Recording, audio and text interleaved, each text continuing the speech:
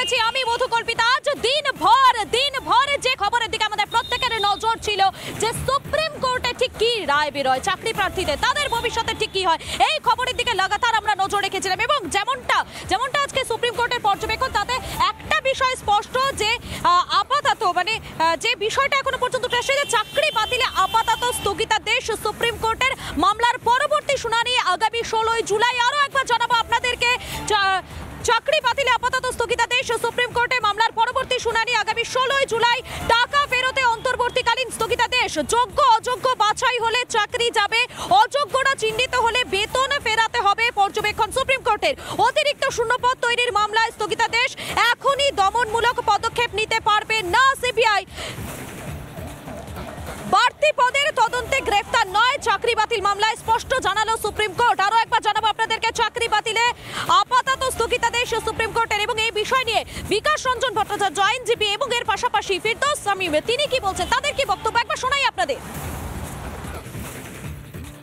আপাতত কারো চাকরি যাচ্ছে না, তাদের একটা আন্ডারটেকিং দিতে হবে যে টাকা পয়সা সব ফেরত দিতে হবে, মামলা খেতে বলে, এবং সিবিআই তদন্ত চলবে, তার উপরে কোনো স্থগিতাদেশ নেই। এটাই হচ্ছে দাদা, রাজ্য সরকার এসএসসি সবাই তো দুর্নীতির কথা আদালতে সুপ্রিম কোর্টে সবাই স্বীকার করে নিয়েছে।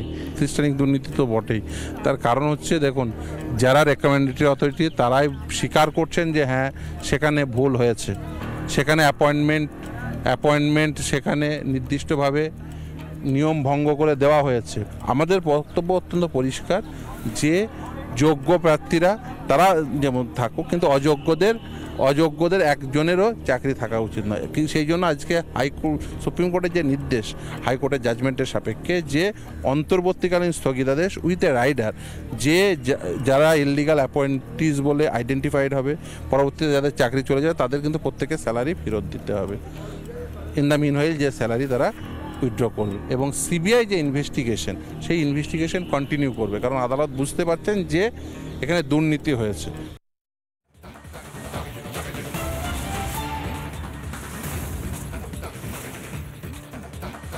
আপনাদের শোনালাম বিকাশ রঞ্জন ভট্টাচার্য এবং ফিরদৌস শামীম, তারা কি বলছে, তাদের কি বক্তব্য, সেই বক্তব্য শোনালাম। এবং আরো একবার জানাবো আপনাদেরকে যে চাকরি বাতিলে আপাতত স্থগিতাদেশ সুপ্রিম কোর্টের, এবং সুপ্রিম কোর্টের এই পর্যবেক্ষণের পর রাজ্যের মুখ্যমন্ত্রী মমতা বন্দ্যোপাধ্যায় তিনি কি বলছেন, তার কি বক্তব্য একবার শোনাই আপনাদের। চাকরি খেয়ে নিল শিক্ষক শিক্ষিকাদের, আর ভোটের আগে বলছে না না हम भी कोशिश करेगा। क्या करेगा? तुम्हारा सीबीआई तो रिपोर्ट दिया, তুমি তো সিবিআই কে দিয়ে রিপোর্ট করিয়ে ছেলে মেয়েগুলোর নামে যারা যোগ্য তাদেরও তুমি চাকরি খেয়ে নিয়েছো। আমার 10 লক্ষ চাকরি রেডি আছে, শুধু বিজেপি আর সিপিএম এর লোকেরা কোর্টে চলে যাচ্ছে আর একটা করে পিল করছে, আর ওরা পিল করলেই ব্যাস হাইকোর্ট দিয়ে দিচ্ছে। আমাদের বেলায় জেল, ওদের বেলায় বেল, এই করে মোদি বিজেপি কে করছে সেল।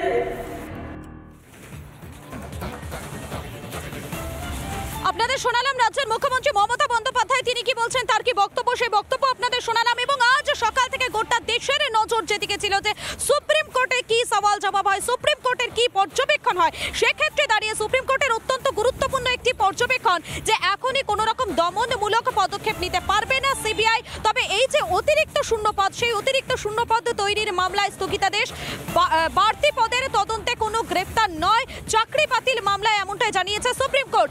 এবং আরো একটি গুরুত্বপূর্ণ পর্যবেক্ষণ রয়েছে সুপ্রিম কোর্টে যে টাকা ফেরত, সেই টাকা ফেরতে অন্তর্বর্তীকালীন স্থগিতাদেশ, এবং যোগ্য অযোগ্য বাছাই হলে চাকরি যাবে, অযোগ্যরা চিহ্নিত হলে বেতন ফেরাতে হবে, এমনটাই পর্যবেক্ষণ সুপ্রিম কোর্টের। এবং এই বিষয় নিয়ে চন্দ্রিমা ভট্টাচার্য তিনি কি বলছেন, তার কি বক্তব্য শোনাই। এবং এর পাশাপাশি অবসরপ্রাপ্ত বিচারপতি অভিজিৎ গাঙ্গুলি তিনি কি বলছেন, তার কি বক্তব্য শোনাই আপনাদের।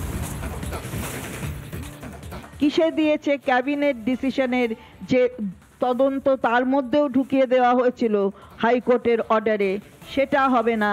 কোনো মন্ত্রীকে ডাকা যাবে না, তদন্ত চলবে কিন্তু কোনো কোয়ার্সিভ মেজার নেওয়া যাবে না, কোনো কঠিন পদক্ষেপ নেওয়া যাবে না, এটা বলে দেওয়া হয়েছে আজকে। তাহলে বুঝুন যে আমাদের সর্বোচ্চ নেত্রী তিনিও বলেছেন যে যথেষ্টভাবে আমাদের বিচার প্রক্রিয়া এবং অনারেবল সুপ্রিম কোর্টের ওপর আস্থা আছে। ভাবুন 6000 ইন্টু 6000 কে গুণ করুন 8 লাখ টাকা দিয়ে, 4800 কোটি টাকা। এর সঙ্গে তো যুক্ত হবে প্রাথমিকের যে চেয়ারম্যান ছিল মানিক ভট্টাচার্য, তাকে জেলে পাঠিয়ে এসেছিলাম। এবার বোঝা যাবে যে কত জল ছিল আর কতটা দুধ ছিল। অপরদিকে সুপ্রিম কোর্টের এই পর্যবেক্ষণের পর আপাতত দুশ্চিন্তার মেঘ কাটলো। সুপ্রিম কোর্টের রায়ে অনশন তুললেন চাকরিহারারা। জুলাই পর্যন্ত স্বস্তি চাকরিহারাদের, এবং তারপরেই সুপ্রিম কোর্টের এই যে পর্যবেক্ষণ, এই পর্যবেক্ষণের পরেই তারা অনশন তুলেছেন। এবং আমাদের প্রতিনিধি অর্ণব মজুমদার ঠিক কি প্রতিবেদন তুলে ধরেছেন একবার দেখাই আপনাদের। সমস্ত যারা যোগ্য ছিলেন, যারা চাকরি হারিয়েছেন, তারা কিন্তু তারা যে অনশনে ছিলেন সেই অনশন কিন্তু তারা তুলে নিচ্ছেন। সুপ্রিম কোর্টের যে নির্দেশ, সেই নির্দেশে তাদের কিন্তু যে চাকরি, সেই চাকরির উপর যে একটা কালো মেঘ ছিল, সেই মেঘ কিন্তু কিছুটা হলেও কেটেছে, এবং সেই মেঘ কেটে যাওয়ার পরেই কিন্তু অনশন তারা তুলে নেন, এবং নিঃসন্দেহে একটা খুশির বাতাবরণ। এই মুহূর্তে দাঁড়িয়ে আপনাদের পরবর্তী পদক্ষেপ কী হবে? আমাদের পরবর্তী পদক্ষেপ সংগ্রামী যৌথ মঞ্চ যোগ্য চাকরিহারাদের হয়ে সুপ্রিম কোর্টে মামলা লড়ছে। সেদিকে সুপ্রিম কোর্টে আমাদের নজর থাকবে।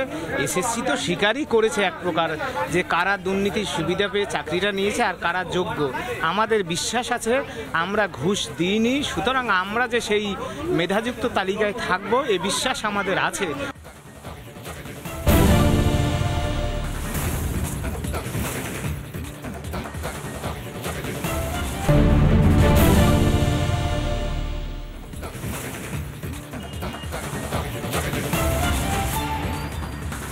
নমস্কার, দেখছেন রিপাবলিক বাংলা, আপনাদের সঙ্গে রয়েছি আমি মধুকল্পিতা। আজ দিনভর যে খবরের দিকে আমাদের প্রত্যেকের নজর ছিল যে সুপ্রিম কোর্টে ঠিক কি রায় বেরোয় চাকরি প্রার্থীদের, তাদের ভবিষ্যতে ঠিক কি হয়, এই খবরের দিকে লাগাতার আমরা নজর রেখেছিলাম। এবং যেমনটা আজকে সুপ্রিম কোর্টের পর্যবেক্ষণ, তাতে একটা বিষয় স্পষ্ট যে আপাতত যে বিষয়টা এখনো পর্যন্ত উঠে যে চাকরি বাতিলে আপাতত স্থগিতাদেশ সুপ্রিম কোর্টের।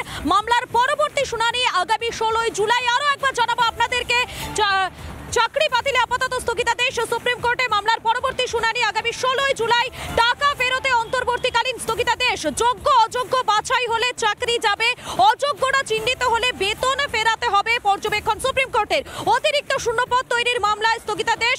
এখনই দমনমূলক পদক্ষেপ নিতে পারবে না সিবিআই।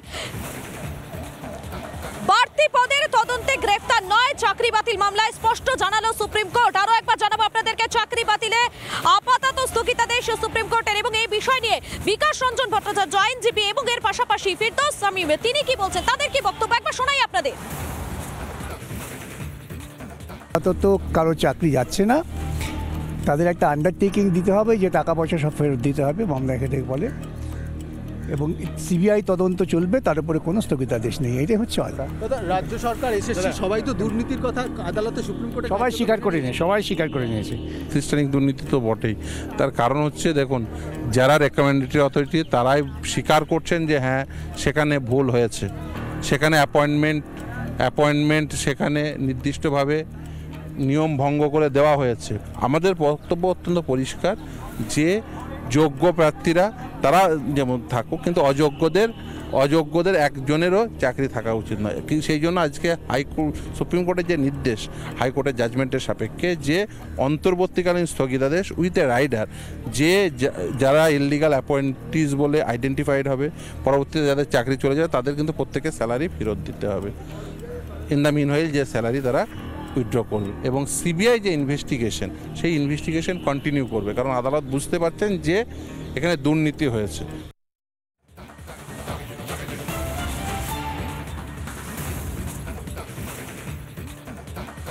আপনাদের শোনালাম বিকাশ রঞ্জন ভট্টাচার্য এবং ফিরদৌস শামীম, তারা কি বলছে, তাদের কি বক্তব্য, সেই বক্তব্য শোনালাম। এবং আরো একবার জানাবো আপনাদেরকে যে চাকরি বাতিলে আপাতত স্থগিতাদেশ সুপ্রিম কোর্টের। এবং সুপ্রিম কোর্টের এই পর্যবেক্ষণের পর রাজ্যের মুখ্যমন্ত্রী মমতা বন্দ্যোপাধ্যায় তিনি কি বলছেন, তার কি বক্তব্য একবার শোনাই আপনাদের।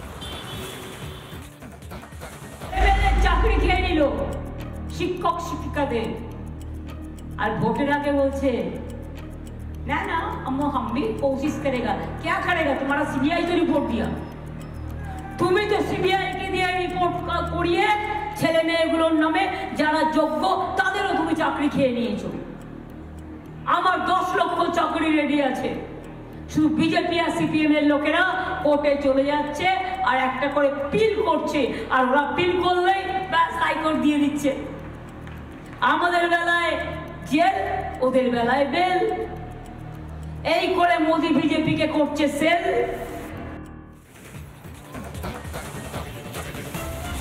আপনাদের শোনালাম রাজ্যের মুখ্যমন্ত্রী মমতা বন্দ্যোপাধ্যায় তিনি কি বলছেন, তার কি বক্তব্য, সেই বক্তব্য আপনাদের শোনালাম। এবং আজ সকাল থেকে গোটা দেশের নজর যেদিকে ছিল যে সুপ্রিম কোর্টে কি সওয়াল জবাব হয়, সুপ্রিম কোর্টের কি পর্যবেক্ষণ হয়, সেক্ষেত্রে দাঁড়িয়ে সুপ্রিম কোর্টের অত্যন্ত গুরুত্বপূর্ণ একটি পর্যবেক্ষণ যে এখনই কোনো রকম দমনমূলক পদক্ষেপ নিতে পারবে না সিবিআই। তবে এই যে অতিরিক্ত শূন্যপদ, সেই অতিরিক্ত শূন্যপদ তৈরির মামলায় স্থগিতাদেশ, বাড়তি পদের তদন্তে কোনো গ্রেফতার নয়, চাকরি বাতিল মামলায় এমনটাই জানিয়েছে সুপ্রিম কোর্ট।